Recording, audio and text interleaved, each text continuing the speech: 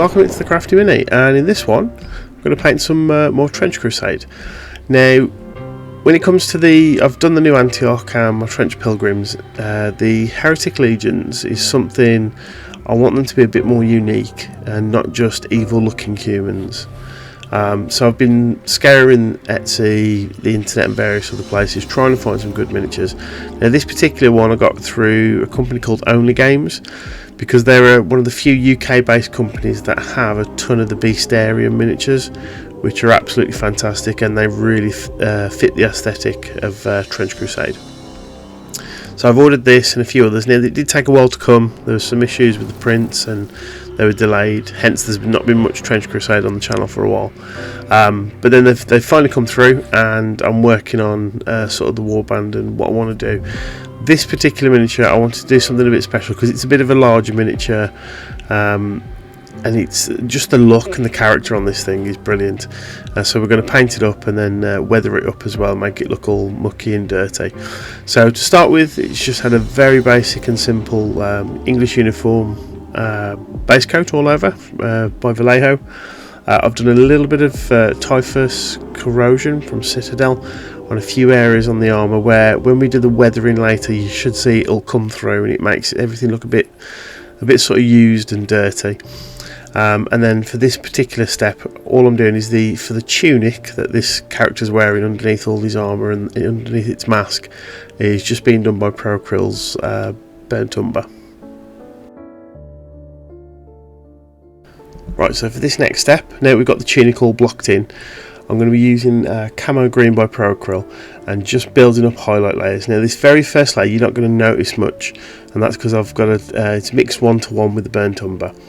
I just thought it'd give a really nice contrast, and I sort of wanted to do a callback to my new Antioch colour scheme that I did, just because I like the idea of this tunic could be like a battlefield trophy that this person's had, because in my mind I've not read the full lore yet because I'm still waiting for the rule book, but the Heretic Legions, because they're human and they've obviously been twisting things, in my mind I've got this idea that they've some of the units haven't got access to the best kit, so they'll steal a lot of the stuff that they have from New Antioch when they've won in battles and whatnot. So I'm going to go through and basically sort of recreate that New Antioch paint scheme that I had, and the contrast between this really dark brown and the camo green when it gets to its highest highlight, I think it's actually a really nice mix. It's not, to be honest, it's two colours I wouldn't have put together, but yeah, I think overall it's come out really nice, and it was a lot of fun to paint, and it was nice to try something a bit different. And at this point, this is where I'm going now for just pure camo green by Pro Acryl, and just picking out all the creases and the folds in that under tunic that's on the miniature. And as I mentioned, it's a really nice contrast from the brown to the green, makes it look a bit more lived in, a bit dirtier, and especially with the weathering processes we'll be doing later as well. But this just gives it its sort of first major highlight before we dull everything down, and when we put the camo green back on later, it really makes it pop and gives it a really nice sort of colour gradient from the brown to the green, which as you're watching now should start to become apparent from the one arm that I've done compared to the other arm there that's just got the burnt umber and that first highlight layer.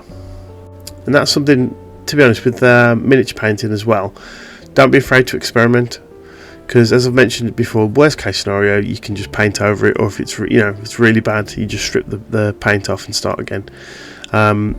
But try different things with different colours. Now with the Pro Acryls, I've used them for a while and I know how the paint reacts and behaves, so I know I've got a better understanding of what I can do with like mixing and things.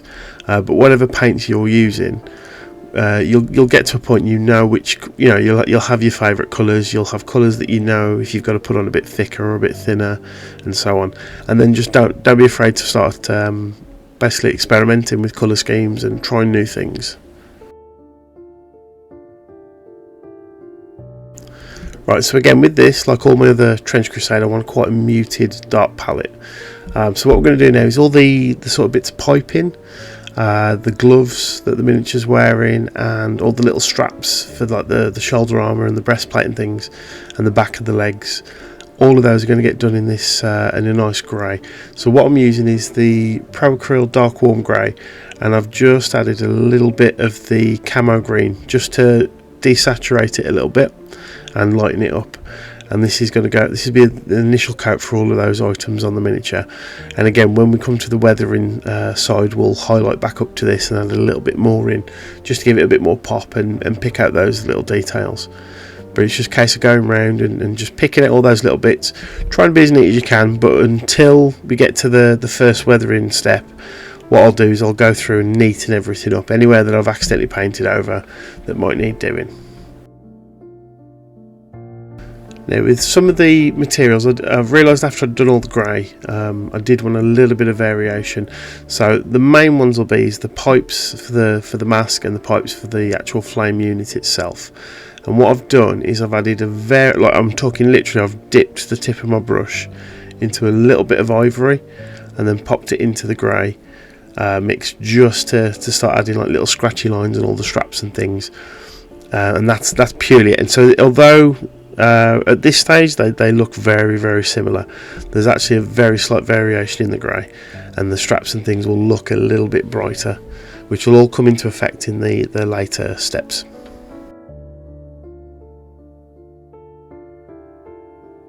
Right, so at this point it's a case now of getting and painting up all the metalwork. So this is the majority of the miniature itself. So starting off with the breastplate and all the extra bits of armour, they're all going to be done in dark silver by Procryl. Now I'm going to take extra time with this because of all the little joins and folds in the armour, and I don't really want to overspill onto other areas. But again, as I mentioned, if I do accidentally catch an area, I'll go in and clean it up before we do the start of the weathering. But it's a case of just getting this all over. Now it looks a little bit heavy to start with, but with what I've got planned, the actual paint does break up a little bit, and it doesn't look too clean as it probably does at the moment. Now, one thing you might pick up on hopefully on the footage is where I've put the typhus corrosion. When the silver goes over the top, you get this almost like a mottled metal sort of effect. And it's really good if you want to do worn sort of plate or any form of metal on, whether it's a miniature, a vehicle or whatnot. It's a really nice technical paint, and it makes things just give them that weathered feel. And again, like it's been used and it's dirty and it's not fresh off the factory. Or for things like the vehicles, it's really good if you put it in the joins of armour plates. It looks like so part of the process whenever the armour plates have been manufactured, if a human's welding it, it's not going to be exactly neat or uniformed all the way over. It's a really nice paint to do and something to have a bit of fun with whenever you want to do some weathering.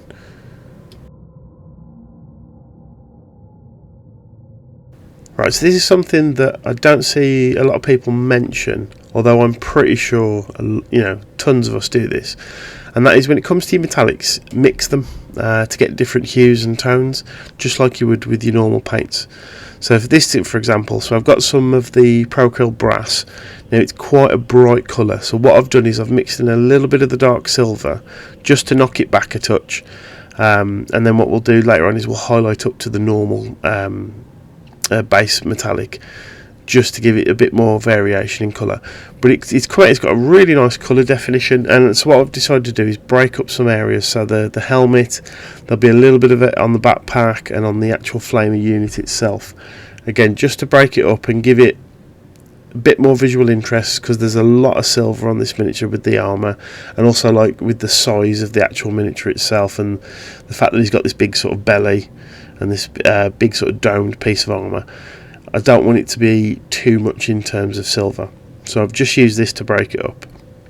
And yeah, it's another one of those, go and experiment with your metallics and mix them.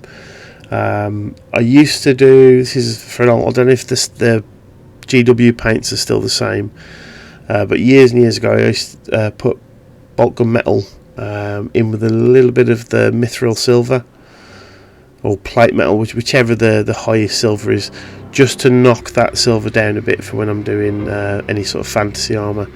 And it's something you can have a lot of fun with, and just experiment and try new things. Right, so for weathering, unless I'm specifically using things like the Villainy inks, I will always use this recipe. So this is my own concoction. I've had this for years. So it's the old Agrax Earthshade, although the newer one can do it as well. Vallejo's sepia tone, and Vallejo's military shade all mixed in, so no mediums or anything like that, and a little bit of dark tone as well, and you get this really thick, muddy, sort of gloopy consistency wash that I just chuck all over everything, and it mucks everything up, it darkens everything down, makes everything look sort of like used and weathered, and it's a really nice unifying wash. Very similar to the Villainy Inks Goons Grime. The downside being you can't use anything to basically rub it off the miniature to bring it back to how it was. It's one of those that once it's on, but when it's fully dry, you go in back with the original base colours and highlight back up, and it does. I think the end result, it looks really nice. Also with a miniature like this where we've got a lot of silver, I'll highlight the armour back up, but the backpack I'll leave with just this wash on. So the eye will pick it up as the two different silvers, but the one's clearly sort of grimier than the other. And the idea, this is a weapon that's been used by multiple people and passed down. And the armours, I'll concentrate a lot on the legs and down by the feet, just to make it look like the armour's getting really used and weathered and dirtied up, through time and use. But yeah, it's a really nice wash. It gets into all the sort of creases and everything. I've mentioned in other videos the Sledge Source from Sledgehammer Studios. That's a really nice unifying wash, but if you don't want to tint anything particularly heavy, that's worth doing, because the Lamian medium allows it to flow a lot better. Whereas this is a very thick, almost like a battle wash that'll just muck everything up, but it gives a really nice effect, and especially for a miniature that's going to be used in a game like Trench Crusade. And you can see here I'm putting it on quite thick. If it pulls up really badly in an area, I will go in with a brush and just move it around. But yeah, and you just let it dry and you get this really nice shade over the finished.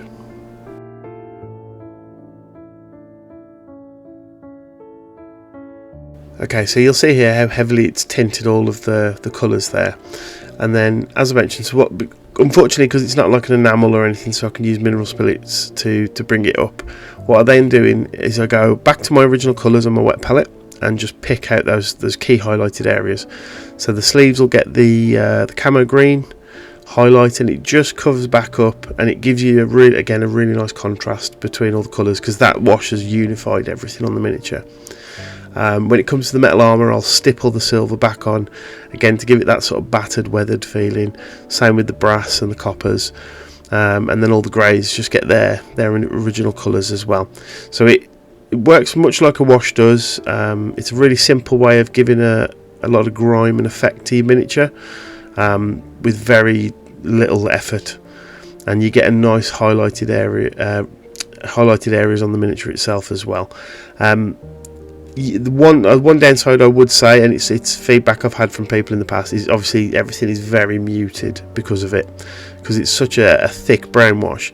Now for me personally, with my paint style, I don't mind that, because I lean more towards the sort of gritty and the Grimdark type thing, but if it's up to the user really.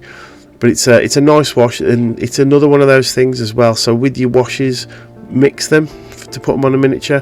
One of my favourites I've seen a lot of people use is on anything metallic that you want, like a weapon in particular, is you dab on a brown wash and then dab on a blue wash as well, and sort of mix it, almost wet blend it on the miniature, and it looks like blued metal, which you see on a lot of military hardware in a sort of modern day setting. If you go onto Google and look up some images of guns and things, it's a really nice effect that people put on their guns, and it works for weaponry.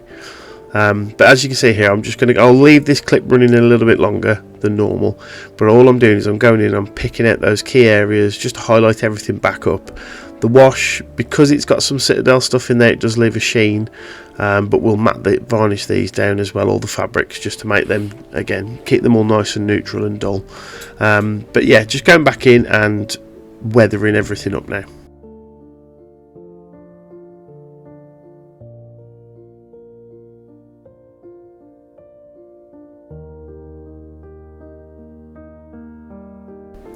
And you can see here, so this is what I mentioned with the silvers.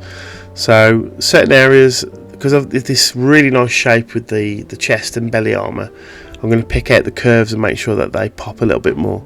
But when we get close to the areas like the folds in the steel armour and things on the legs and the tops of the breastplate, you'll see me using more of a stipple motion and leaving a bit of that grime showing, especially in the recesses. And again, it just makes everything look a bit dirty and a bit grimy and like it's been used, which for the aesthetic of this game, or if it's an aesthetic you're going for in whatever particular miniature you're painting, it does work, and it makes everything look like it's been battle used, and you know, things haven't been looked after perhaps the best they could be and things like that. But you can see here on the fold, so I'm just stippling on, doing little scratches with the silver, so overall you'll still get that silver sort of colour that the eyes will pick up, especially on the highest areas like here on the shoulder pad. But when you look close, you notice there are all these little variations in colour. There's the typhus corrosion again comes through in the sort of gaps of the armour plates where the wash has settled on it, and it looks like thick built up sort of grime and rust and things. And it's just I think it's a really nice effect, and it's something I love to do, especially when I've got any sort of metallic armours or colours that I'm going to weather up.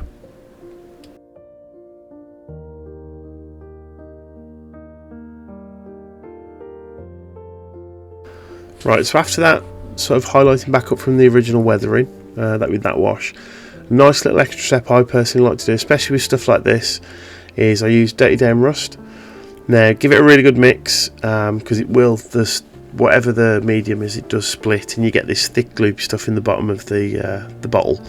But I'm going in there, putting the rust in key areas quite thick, but you'll see as the video progresses, what I'll do is I'll come back with a wet brush just with water and feather it out, and basically move the rust sort of technical paint around so it looks like it's more worn. And what I'm doing is any areas where the typhus corrosion is coming through, that mottled, putting a little bit on there. And again, it looks quite heavy at the moment, like almost like it's got a pattern or a camo of just rust blotches all over. But when we come to feather everything out, it really does make it pop, and it's a nice little extra layer for your actual miniature and the weathering. It's one of those things I always like to try and do, is try and tell a story if you can with your miniature, because although yes, this is just a playing piece for a game and whatnot, but for me, there's a person in that armour, and they're fighting or whatever it is they're doing, depending on the game and the system. But there's a reason they look the way they have, and reason why you've painted them the way you have as well. But again, I'll let this particular clip run a little bit more, because I want you to see how you can actually manipulate the rust effects. So especially on the chest plate, you'll see it really does come out nice, and adds a nice colour tint and a bit more sort of damage to the actual miniature.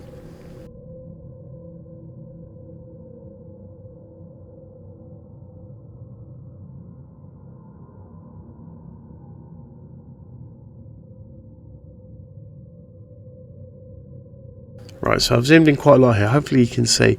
So all I've got is a brush with a bit of water, and I'm doing these circular motions, and I'm just clipping the hard edges of the rust pigment paint, and just moving it around so it tints everything a little bit more, and it doesn't sort of settle and give these these really harsh edges.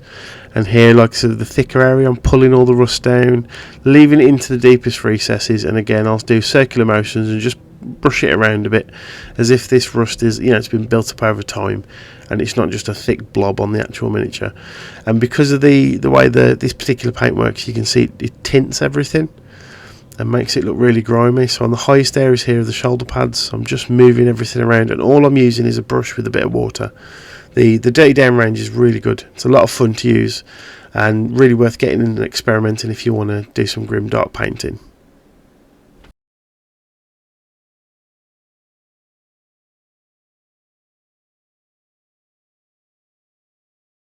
And here he is, all finished.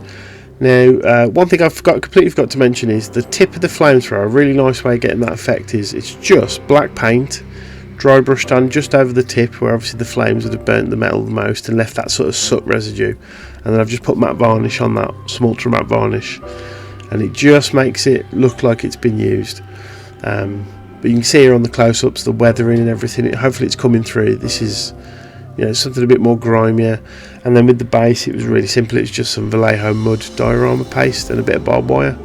and then I've just mixed in a bit of brown wash with a little bit of the Army Painter's Dry Blood, just to make it look like a battlefield scenario.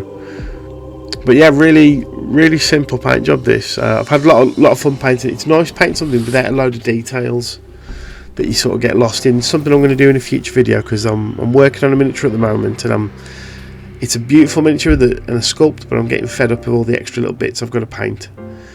So I'll go into more depth with that. But hopefully on here you can see, especially with the matte varnish on the tunic, the metal comes through a bit more, and then the rust, you've got all that sort of dirtying it down and everything. But yeah, thank you very much for watching anyway.